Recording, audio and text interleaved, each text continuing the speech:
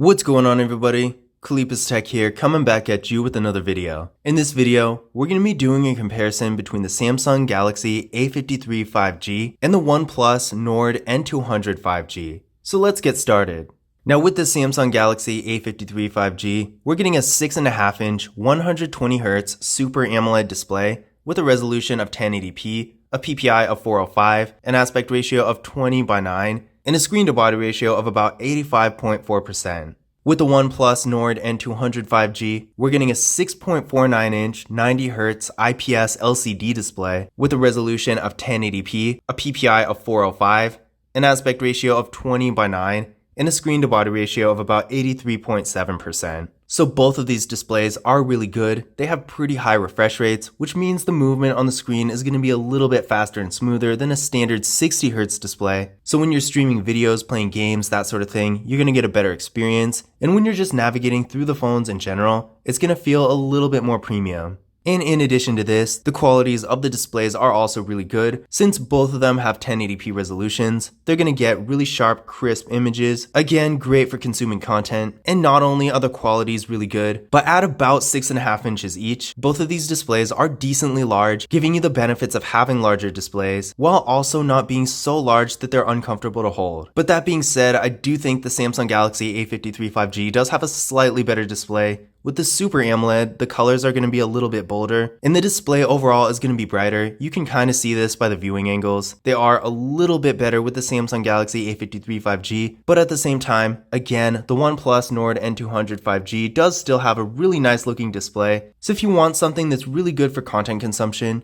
either of these phones will be a good option. Now the Samsung Galaxy A53 5G is getting 128GB of internal storage with microSD card expansion, and the OnePlus Nord N200 5G is getting 64GB with microSD card expansion as well. So clearly here, the Samsung Galaxy A53 5G does have an advantage with double the storage of the OnePlus Nord N200 5G. So if you're a power user, if you have a bunch of apps or photos and videos, or both, then I would definitely say the A53 5G is probably going to be a better choice here, because 128GB is definitely quite a bit more than 64. And in addition to this, microSD card expansion aside, the Samsung Galaxy A53 5G does have another variant that has 256GB. So if you need even more storage, then you can go with that one. Whereas with the OnePlus Nord N200 5G, there's only one variant, and this one does have the 64GB. So you're really kind of stuck with this unless you want to get a different phone entirely. Now there's no wireless charging with either of these phones, but both of them do have fingerprint scanners and face unlock, so we're getting two options to get into them. With the Samsung Galaxy A53 5G, the fingerprint scanner is right here in the display, and with the OnePlus Nord N200 5G, the fingerprint scanner is right here on the power key.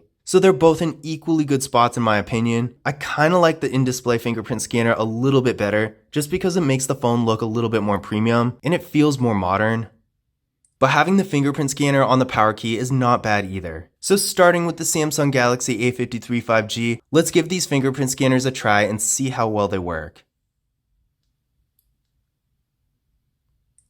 There we go, one more time. And there we go. And now for the OnePlus Nord N200 5G. There we go, one more time. And there we go. So these fingerprint scanners are both real fast and responsive, no issues here. So with either of these phones, you won't have any trouble getting into them. Now taking a look at the camera setups here, with the Samsung Galaxy A53 5G, we got a 32 megapixel front facing camera, looks real nice and clean. Then on the back, we got a quad camera setup with a 64 megapixel main camera, a 12 megapixel ultra wide camera, a 5 megapixel macro camera, and a 5 megapixel depth sensing camera. For video, this phone can shoot in 4K at 30 frames per second in both the rear and front cameras. Now with the OnePlus Nord N200 5G, we got another hole punch design for the front facing camera, and this camera is 16 megapixels. Then on the back, we got a triple camera setup with a 13 megapixel main camera, a 2 megapixel macro camera, and a 2 megapixel depth sensing camera. So both of these phones do have pretty good camera setups, but I would say by far the Samsung Galaxy A53 5G is going to be a lot better. Not only does the ultra wide camera give it a lot more versatility, but the quality of the images is just going to be a lot better. Now that's not to say the OnePlus Nord N200 takes bad photos, because it really doesn't. If you're just taking casual photos for social media, something like that, they're going to be perfectly fine, and you can definitely get some really good shots with this phone. But that being said, with the Samsung Galaxy A53 5G, you're going to be on a whole nother level. So if you want an ultra wide camera and you just want to get the best quality photos you can, the Samsung Galaxy A53 5G is going to be the way to go. And this goes for video as well, because again, this phone can shoot in 4K in both the rear and front cameras, whereas with the OnePlus Nord N200 5G, we're capping out at 1080p in both the rear and front cameras. Now internally, the Samsung Galaxy A53 5G is getting 6GB of RAM with the Samsung Exynos 1280 processor. The OnePlus Nord N200 5G is getting 4GB of RAM with the Qualcomm Snapdragon 480 5G processor. Now I ran Geekbench 5 benchmark tests on both of these phones, and with the Samsung Galaxy A53 5G, we got a single core score of 742 and a multi-core score of 1910. With the OnePlus Nord N200 5G, we got a single core score of 463 and a multi-core score of 1584. So definitely quite a difference here. It's not like night and day, but it is a pretty noticeable difference all the same. On one hand, with the OnePlus Nord N200 5G, it's going to handle regular tasks like browsing the web, going on social media, maybe streaming some videos and playing a few games here and there pretty well, and it's definitely a decently fast phone. But when it comes to high-end games like Fortnite, for example, I probably wouldn't use this phone for it. It might be able to play it, but it's probably going to struggle at least a little bit. On the other hand, with the Samsung Galaxy A53 5G, there's really not a whole lot this phone can't do. Even with those higher end games, it might not run them as well as something like an iPhone 13 Pro Max or a Samsung Galaxy S22 Ultra, but it's still going to run them just fine. So there's really not going to be a whole lot of anything you can't do with this phone. In addition to this, even normal tasks like browsing the web and going on social media are going to be a little bit faster with the Samsung Galaxy A53 5G. So overall, if you're going to be on your phone a lot, or if you're going to be doing more high-end activities, then the Samsung Galaxy A53 5G is probably going to be a better choice for you. But if you're not going to be on your phone all the time, and you're really just doing more basic activities, then the OnePlus Nord N200 5G is going to be just fine.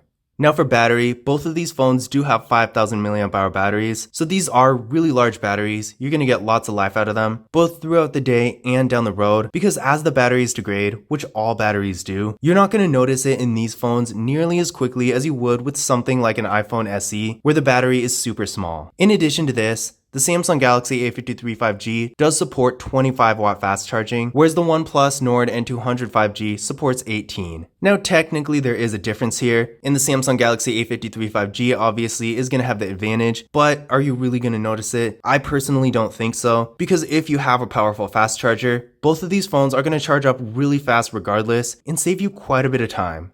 Now both of these phones also have NFC, so if you want to use mobile contactless payment services like Google Pay, you can with either of these phones. Now another thing I do want to point out is that the Samsung Galaxy A53 5G, as you can see here, does not have a headphone jack, whereas the OnePlus Nord N200 5G, of course, as you can see here, does. Now I don't really know how much this matters because wireless headphones are becoming more and more popular, and I'm honestly not 100% sure how many people actually use a headphone jack, but it is still a nice thing to have, and I imagine still not everyone is using wireless headphones. So I was disappointed to see that the Samsung Galaxy A53 5G doesn't have a headphone jack, but if that feature is important to you, then the OnePlus Nord N200 5G might be a better option. But in conclusion, which of these phones is better? In general, I would say almost every advantage is going to go to the Samsung Galaxy A53 5G. This phone has a slightly better looking display with a Super AMOLED versus an IPS LCD. The colors and brightness on the Super AMOLED are just going to be superior. It also has double the storage, a better camera setup with not only better features, but also just higher quality images and the ability to shoot 4K videos. And the Samsung Galaxy A53 5G also does have a significantly more powerful processor as well. But on the other hand, the OnePlus Nord N200 5G is still a really good phone for what it is. It does still have a really nice looking display, maybe not as good as the A53 5G, but it's still definitely up there, and the build quality is really good too. It does have a decent amount of weight to it, so it feels pretty premium, which I really like. In addition to this, the OnePlus Nord N200 5G does have a headphone jack, which is a feature I know at least some people out there are still going to appreciate. So in general, if you want the best display, slightly better features,